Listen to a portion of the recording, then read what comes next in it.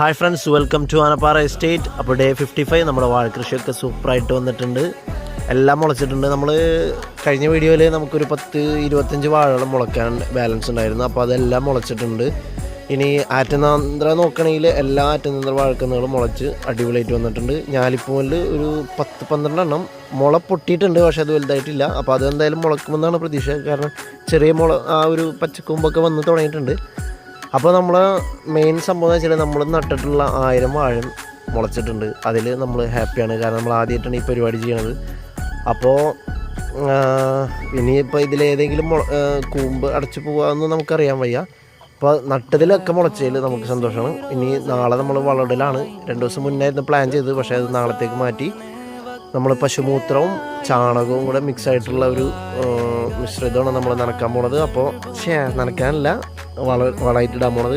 അപ്പോൾ ബാക്കി നാളെ കാണാം.